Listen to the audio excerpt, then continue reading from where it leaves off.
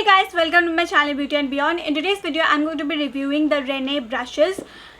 I got the whole set which contains 10 brushes and I will be reviewing each one of them for you today. I'll be showing their application and also how you can use them in different ways. This is the whole set of brushes that you get. There are total 10 brushes in this. Of course, you don't have to buy the whole set at once. You can also opt for individual brushes which are available on their website. So this video will be like a deciding factor so that you can understand which ones to buy and which one to not if you are not planning on going for the whole set. And trust me, I think it is better if you buy them individually. You will know in the video why I'm saying this. Now first, let's get to the packaging of the brushes. All the brushes come in this similar black and white packaging. The packaging is of course very luxe and they look very pricey. Inside the packaging, you get the brushes wrapped in a mesh and a plastic like this so that the shape of the brushes are maintained. Now this is how the actual brushes look, and let me just take a moment and admire the beauty. It's luxe, it has a matte finishing. The bristles of this brush is of very high quality and they feel very soft, and also at the end you see they have a quite unique design. The name of each of the brushes is printed on the back of it so that even if you throw out the boxes, it won't be a problem. The details of the brushes is printed on the packagings itself. All of them have the same kind of details, but you get a direction for use which varies from brush to brush so that you understand how you can make the optimum use of each brush. Now that we have talked about the packaging, let's move on to the review. Firstly, we are going to be using this foundation brush and the number of this is R4. If you can see the shape of the foundation brush, it's very unique. You do not really see this kind of a brush easily, but we do need to check whether this shape actually helps in blending or is just a gimmick. Even though this is a foundation brush and we do not have a primer brush in this collection, so I'll use the same brush for both primer and foundation.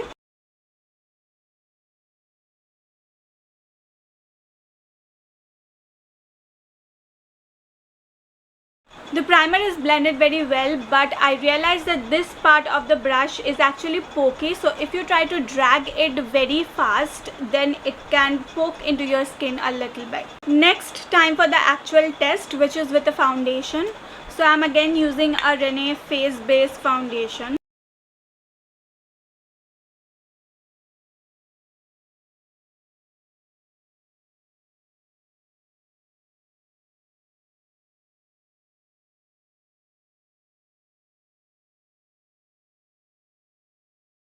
If you see closely, there are marks of the brush strokes on my face, but I'm trying to blend it out, so let's see if that goes away.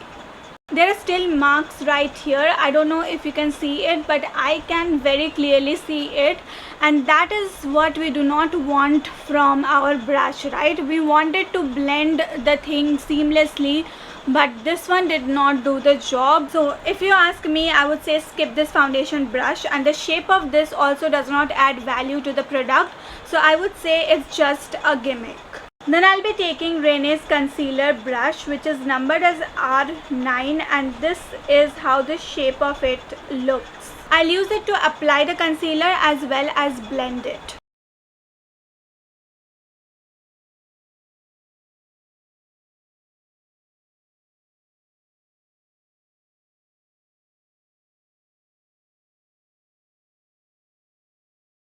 You tell me, what do you think about this? How has it blended? I'll just blend the other part and I will be back. I feel that because I took a small amount, this brush has blended it in very well. And one tip I would like to give you is that while you are blending, don't stretch the brush like this, because that is how you will get brush strokes.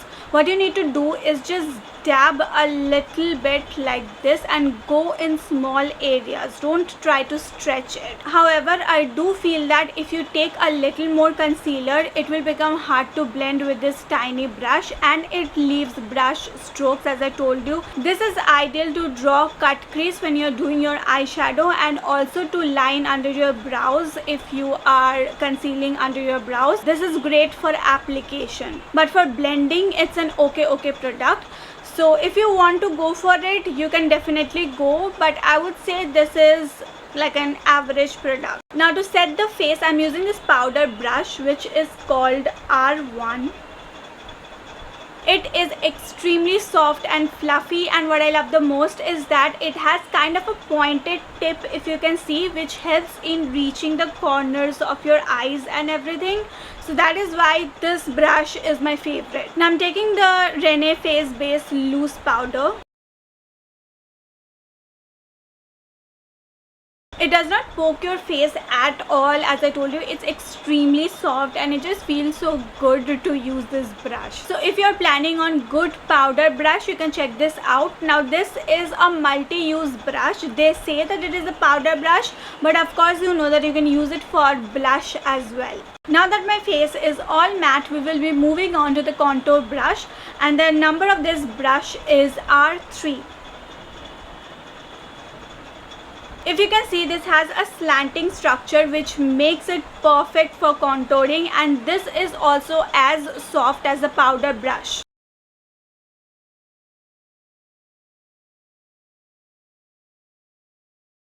If you see, the contour is placed perfectly on both the sides, and that is why I love this brush.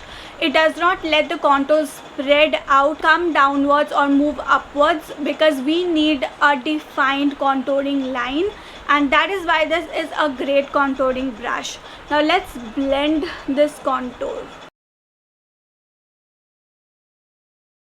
It has blended the contour so perfectly. It looks subtle, but it also looks placed. It is just right where it should be, and the bristles are so soft, just like the powder brush. That is why I would highly recommend you, if you want a good contouring brush, then you can check this out. Coming to the blush brush, which is called R2. Again, this has a pointed tip just like the powder brush.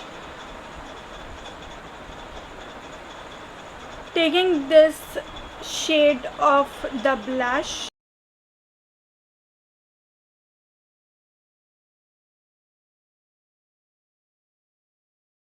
this is again ultra soft. The bristles are perfect and it blends in the blush very well, if you can see. Again, I would say this is a great brush. Then they have given a fan brush which is still in its packaging. I have not used it, and just look how beautifully they have packed it. The size of the fan brush is impressive, because the one which is too huge like this, you can see the difference. I do not like these kind of brushes because they take up a lot of space and does not work really well. With this one, you can be really precise and put it just on your high points. I'm taking a Maybelline highlighter because I do not have any powder highlighter from Renee. I think you can see the precision. It looks beautiful and it blends in the highlighter very well, and it is also great for your nose highlighting because it's really thin, so you can be precise. It picks up the right amount of product so that you don't have the fear of getting too much highlighter, and it blends in the highlighter so perfectly. This is a brush I would highly recommend because I feel that there are not many good highlighting brushes out there, especially in this size. This is an ideal size for highlighter brushes. Now moving to my favorite part, which is eye makeup, and for that we have 4 brushes right here. Let me show you the numbers. Each of this brush is for a different purpose, and I'm going to be showing you the application of all of them. At first, I'm taking this small eyeshadow brush which has this flat end, but it is also bushy, so it's great for picking up shades, and I'm taking the shade Merlot.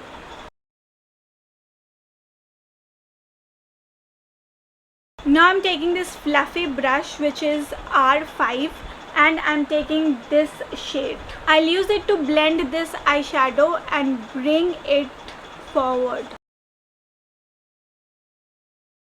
This blending brush has a pointed tip, and that is why it can be really precise and just blend the crease. Next, I'll take the large eyeshadow brush, which is called R7, and if you see, both of them are quite similar.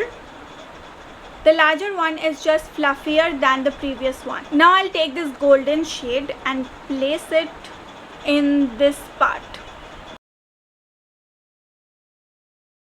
Now you can see, as this is a large and fluffier brush, it is not very great at picking up colors. If you can see, the pigmentation right here is like nothing. Also, glitters are hard to pick up with this one. I would suggest you to only stick to powder eyeshadows when you are using this larger eyeshadow brush. Going back to my smaller brush, I will again pick up the golden shade. And if you see, the pigmentation looks quite better now. Next, we have this angular brush, which is again a multi-purpose brush because you can use it for filling in your eyebrows, you can use it for lining your eyes, and today what I'm going to be using it for is placing colors on my lower lash line.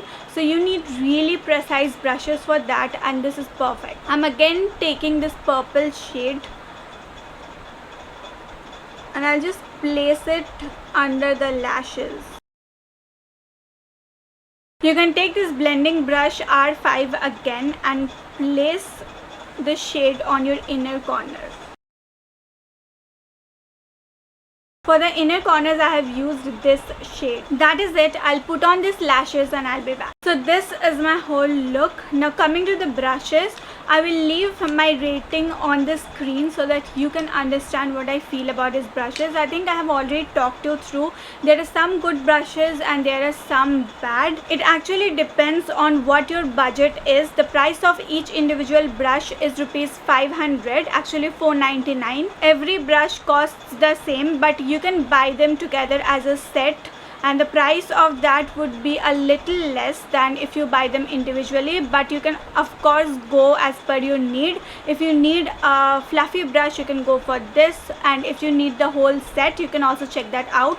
Right now they are running a discount. I checked their website and I think the price of each brush is running at 400 right now. So this will be the right time to buy if you want to. Let me know in the comment section what you thought about the quality of these brushes and which one you will be preferring, and I'll see you next week with another video. Take care till then. Tata.